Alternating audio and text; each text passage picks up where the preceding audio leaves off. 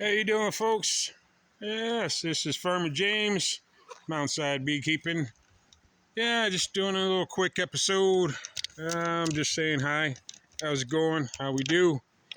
Hopefully your bees are doing as good as these bees are here in Vermont in the mountains. It's just giving a real quick one right before the rain. Talk a little bit about the bees back there. You know, some of the splits are doing pretty good. Some aren't doing pretty good because the weather has been not on our side. And as you can see, there's another cloud coming.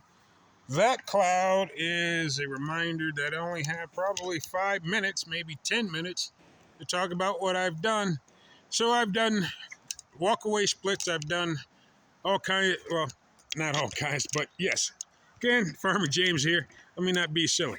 I've done some splits from the main hives that have at least two supers or three supers or two deeps, two supers. Back there, you'll see the row. And then you also have some hives that are very small where I just did splits off of mediums because the queen started just laying up in the supers that overwintered. So those overwintered queens are doing fabulous. And those are the bees that are basically the ones that are growing exponentially, but the flow has made them stop growing. Also, the flow has interfered with my beekeeping, and it's made the bees decide to stop doing things for brood production and start doing things for survival. What does that mean? That means that I made splits, and then the bees I wanted to open mate. Well, they decided that open mating was not a good time because the resources to do the open mating wasn't good resources for them because the trees were getting rained on, getting rained out. Even though there's blue sky there, you might see there are still clouds that are coming around me and above me. And like I said, look at that cloud cover come. And I only have a few minutes again to talk about what I'm doing with my bees. And I've been trying to work with my bees, but my bees decided to slow down in production and doing what they do. So I'm ordering queens. If I didn't say I did, yes, I am. Because it's not a good queen year in Vermont. Probably in many places they are giving this crazy weather that we're getting.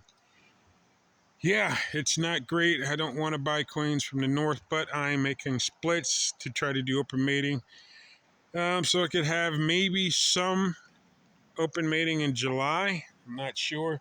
Fingers crossed. Right now the weather is not saying good things about it, but it's making things grow. I mean, the elderberry I hacked is now over my head, and I hacked it down to where it was about 4 feet. Anyway, garden boxes, everything is growing, strawberries, all of that. But trying to get the bees to grow, it's hard. Folks, it's not easy doing it. And what do I mean by make splits? I mean, I took 2 frames of brood for me up here. Some people do 1 or 1.5. I wanted to do 2 or 2.5, meaning 2 sealed frames of brood and partial brood frame and just resources. So resources from the dead outs I took. Honey from the overwinter hives that died, used that again, and then also some of that comb. So they didn't have any foundation. They had foundationless all comb and resources. But again, the weather wasn't on my side. The weather was not good. It's not been a great spring, been a very wet spring. We do have black locust. The black locust is doing pretty good. It's blooming pretty well off in the trees on the other side of my maple, Japanese maples down the mountain. You'll have a lot of them along the river.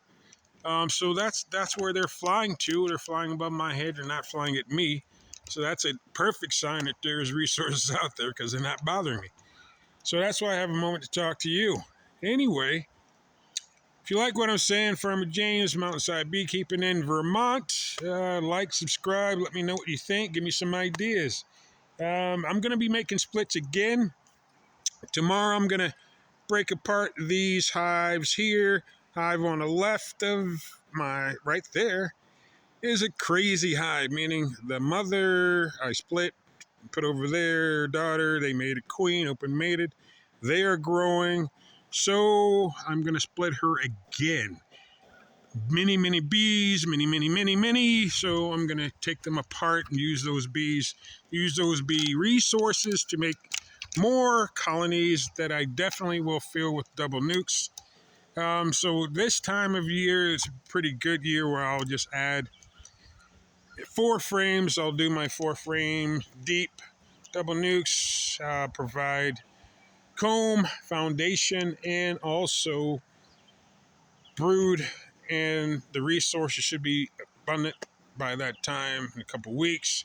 So I'll do, again, double nukes, and I'll do 4 double nukes. So that basically is 8 colonies.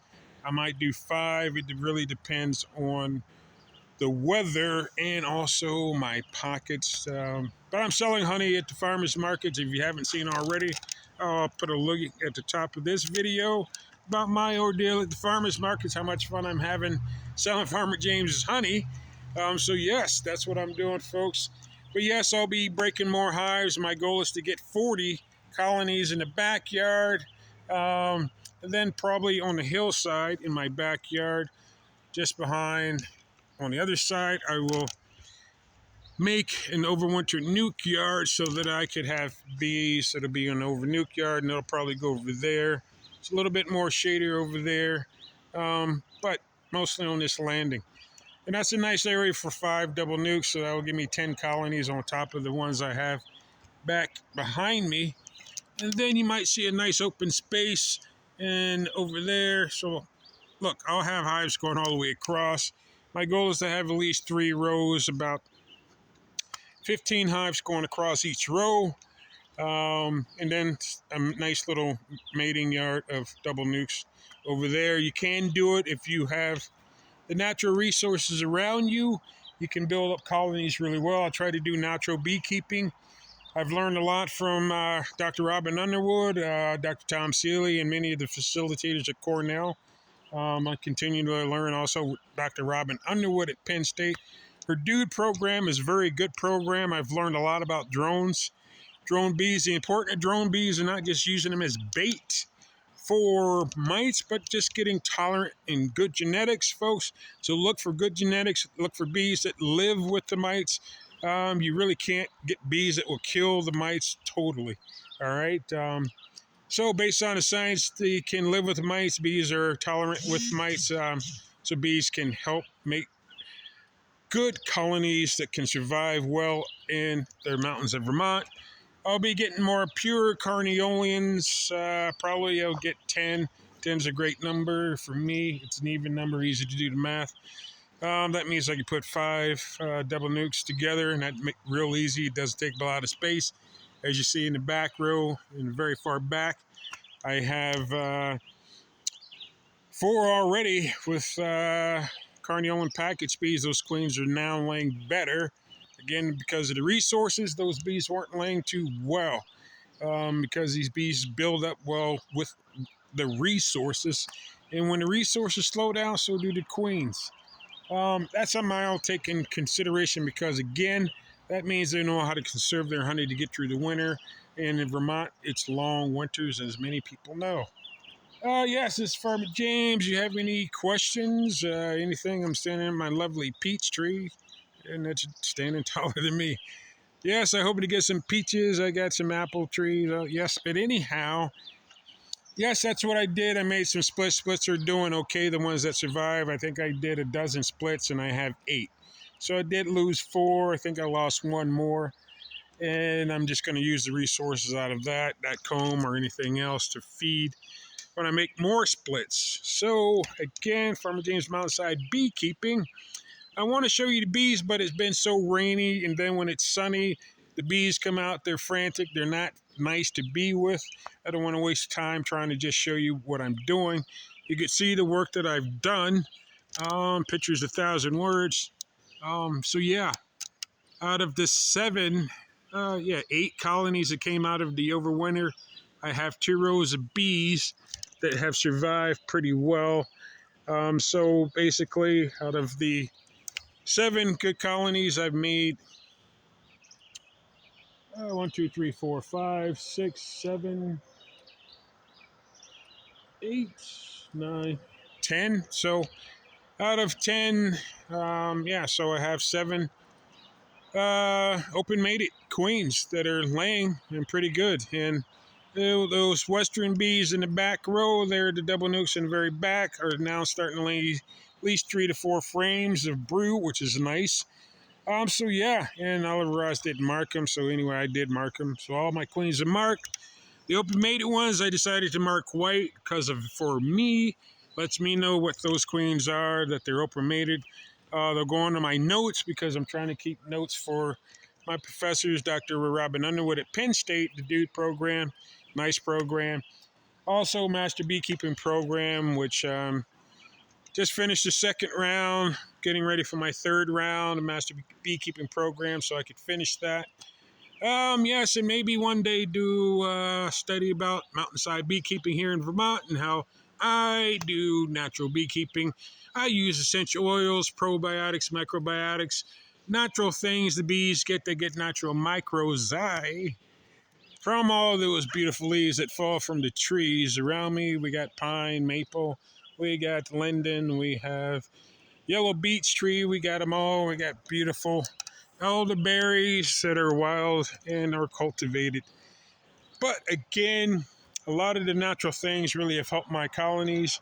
I'm hoping to get a grant that will help me expand so that I could do a research center and talk about my beekeeping and have kids come here, do field trips to my bee yard. So some of the grant money will have a screen house that would help the kids, that would help me educate the kids about the importance of beekeeping and farming so that we can have a more productive, conductive, and involved conversation about how we can enjoy Mother Nature. Again, Farmer James, Mountainside Beekeeping. Like, subscribe, let me know what you do, what you say.